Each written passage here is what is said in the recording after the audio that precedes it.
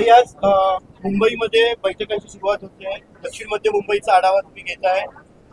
कशा पद्धतीने या सगळ्या बैठका मुंबईत होणार आहेत?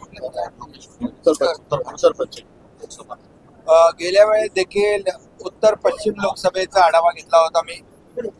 आज दक्षिण मध्य लोकसभेचा आढावा या ठिकाणी होईल आणि या लोकसभेमधील 6 विधानसभा निहाय आणि विधानसभेतला मुंबई महापालिकेचा वॉर्ड निहाय या ठिकाणी आढावा घेतला जाईल.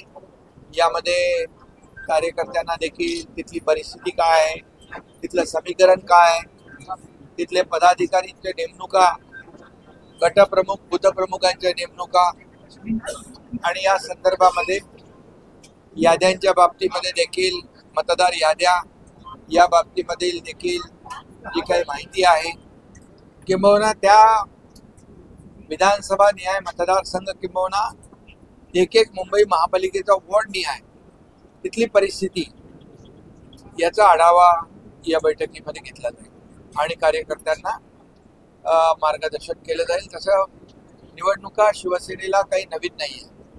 अनेक निवडणुका लढवल्या आणि जिंकल्या देखील. त्यामुळे मला विश्वास आहे की मुंबई महापालिकेत मी मुख्यमंत्री असताना माझ्या 2.5 वर्षाच्या कारकिर्दीमध्ये मुंबईतले सिमेंटचे कॉन्क्रीटचे रस्ते असतील, सिवरेज ट्रीटमेंट प्लॅन्ट असतील, हिंदुहृदय सम्राट बाळासाहेब ठाकरे आपला दवाखाना असेल, प्रत्येक वसाहतीमध्ये आपण सुरू केला. त्याचबरोबर मेट्रोची रखडलेली कामं असतील, कारशेडची कामं असतील, कोस्टलचं काम असेल, अटल सेतूचं काम असेल, हे जे काय मुंबई शहरामध्ये महायुतीने केलेली कामं लोकांसमोर आहेत. आता देवेंद्रजींच्या मार्गदर्शनाखाली आमची टीम त्याच वेगाने पुढे जाते आणि मुंबई शहर जे आहे हे मुंबई शहर जागतिक शहर आहे आणि या शहरामध्ये G20 सारखे एक्झिबिशन देखील झाले, G20 सारख्या परिषदा झाल्या आणि परवाच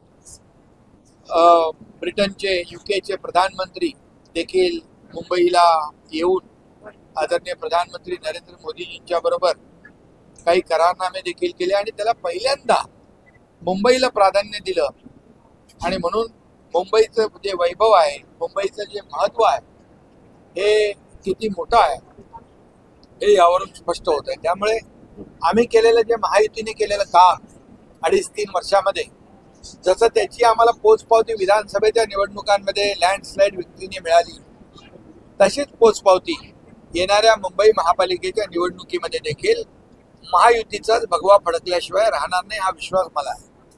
हे मी कामाच्या जोरावर या ठिकाणी केलेल्या विकासाच्या जोरावर बोलतो. पदाधिकाऱ्यांच्या निवडणूक अत्यंत महत्वाचा विषय आहे. त्यांना मिळाले नाही, नाराज होतात. काही महत्वाची पदं त्यांना देऊन समजूत काढली जाईल का? निवडणुका महत्वाची. बिलकुल. शेवटी पद एक असतं, ती उमेदवारी एक असते, परंतु इतर जे काही कार्यकर्ते पदाधिकारी असतात तेवढे ताकदीचे असतात. त्यामुळे निवडणुकांमध्ये तिकीट देत असताना किंबहुना संघटनेची पदं देत असताना काही लोकांना आपल्याला येणारी महामंडळं आहेत, कमिट्या आहेत, जिल्हा कमिट्या, राज्यस्तरीय कमिट्या, अनेक सरकार महायुतीचं आहे. त्यामुळे कार्यकर्त्यांना संधी नक्की मिळेल आणि या निवडणुकीमध्ये आमचा शिवसेना हा कार्यकर्त्यांचा पक्ष आहे. जो कार्यकर्ता चांगलं काम करतो तो पुढे जातो. काही दोन मुद्दे एक छत्रपती संभाजीनगरमध्ये मोर्चा आहे, त्याला MIMचा पाठिंबा घेऊन मोर्चा जो आहे तो निघतोय. दुसरं, महाविकास आघाडीचे नेते इलेक्शन कमिशनरला भेटणार आहेत, तिथे अबू आझमी सुद्धा त्यांच्या सोबत आहे. इकडे MIM आणि ते अबू आझमी जवळ का घ्यावं? MIM काय ते उद्या पाकिस्तानला सोबत घेतील निवडणुका जिंकण्यासाठी. त्यांचा काही भरोसा राहिलेला नाही आणि त्यामुळे पाकिस्तानचे झेंडे त्यांनी मागच्या निवडणुकीत नाचवलेच होते.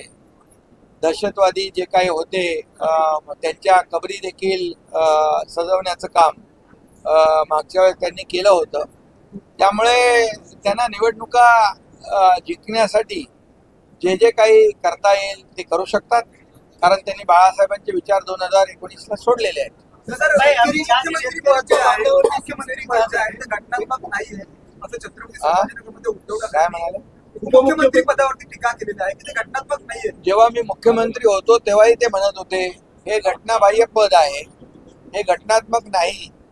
हे मुख्यमंत्रीपद यांचं जाणारच, आठवड्याने जाईल, महिन्याने जाईल, अशी 2.5 वर्ष ते सातत्याने मुख्यमंत्री पदावर देखील त्यांनी टीका केली. त्यांनी निवडणूक आयोगावर टीका केली, त्यांनी हायकोर्ट सुप्रीम कोर्टावर देखील टीका केली. त्यामुळे ते काय बोलतील त्याचा नियम नाही आहे. त्यामुळे त्यांच्या आरोपाला मी कामातून उत्तर देत आलोय आणि आता देखील कामातूनच उत्तर देणार. विरोधक निवडणूक आयोगाची भेट घेणार आहेत. राज ठाकरे देखील सोबत असल्याचा दावा संजय राऊत. कशासाठी? एकूणच लोकशाही नाहीये आणि निवडणूक आयोग निवडणूक आयोगाला तर ते शिव्या देत होते, ते त्याला काहीतरी चुना आयोग म्हणत होते. त्यामुळे त्यांच्यावर आता त्यांच्याकडे जाणार आहे. चांगली गोष्ट आहे, म्हणजे सुधारणा झालेली आहे. त्यांच्यावर विश्वास दाखवत आहे. भाई, राज ठाकरे ब्रँड अजून पाहिला नाही येणाऱ्या निवडणुकीत आम्ही ठाकरे ब्रँड टाकून देऊ असं उद्धव ठाकरे. बघा, मी काही कुठल्या ब्रँडवर बोलू इच्छित नाही. बाळासाहेबांचे विचार घेऊन आम्ही पुढे चाललोय. आम्हाला एकच ब्रँड, बाळासाहेब ब्रँड माहीत होता आणि तो आहे. आणि आमची महायुती केलेल्या कामाच्या जोरावर निवडणुका लढवेल. कोणी युती आघाडी जे काही करत आहे हा त्यांचा, लोकशाहीमध्ये कोणी युती आघाडी करू शकतो.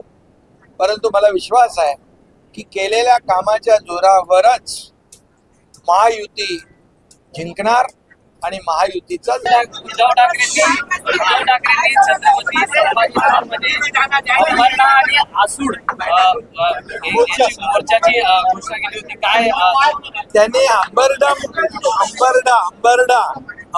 मोर्चा काहीतरी काढला होता.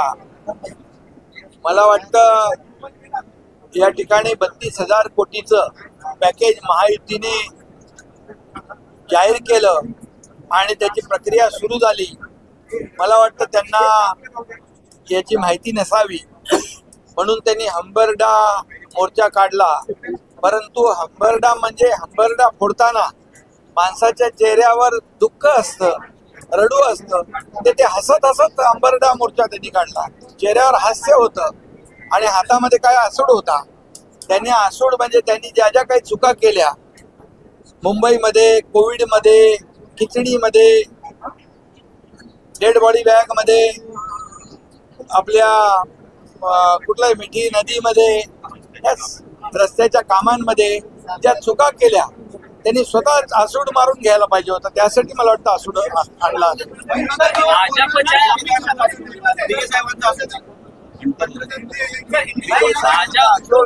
अन्यायाविरुद्ध होता. भाजपकडनं देखील बैठकांचं सूत्र सुरू आहे. अनेक ठिकाणी स्थानिक स्वराज्य संस्थांच्या युती होऊ शकत नाही अशी शक्यता दिसली आहे. अमित शाह जी ने कहा है कि घुसपैठिए लगातार बढ़ रहे हैं, उसके मामले बढ़ रहे हैं, जिसकी वजह से मुसलमानों की संख्या भी बढ़ रही है. पाकिस्तान वोटर्स बढ़ाने का काम किया जा रहा है, ऐसा बयान. देखिए, प्रधानमंत्री मोदी जी ने ऑपरेशन सिंदूर के माध्यम से पाकिस्तान को मुंह तोड़ जवाब दिया है, उसको सबक सिखाया है. एक करारा जवाब देने का काम प्रधानमंत्री जी ने किया है. अभी अमित शाह साहब ने जो कहा है, मैं इतना ही कहूँगा, कोई भी पार्टी हो, लोकशाही में वोटों की लालच में हमारी आंतरिक सुरक्षा व्यवस्था जो है, देश की सुरक्षा व्यवस्था, उसको बनाए रखने का काम हमेशा सभी ने करना चाहिए. कानून व्यवस्था बनाए रखने का काम सभी ने करना चाहिए. और केंद्रीय गृह मंत्री ये सब सुरक्षा व्यवस्था, नक्सलवाद, ये आतंकवाद को खत्म करने में पूरी तरह सक्षम है. और पूरी तरह उन्होंने, जैसे हमने देखा है 370 कलम हटाने का, देश की सुरक्षा व्यवस्था को पुख्ता करने का, मजबूत करने का मोदी जी के नेतृत्व में उन्होंने करके दिखाया है. इसलिए वो सब बराबर करेंगे.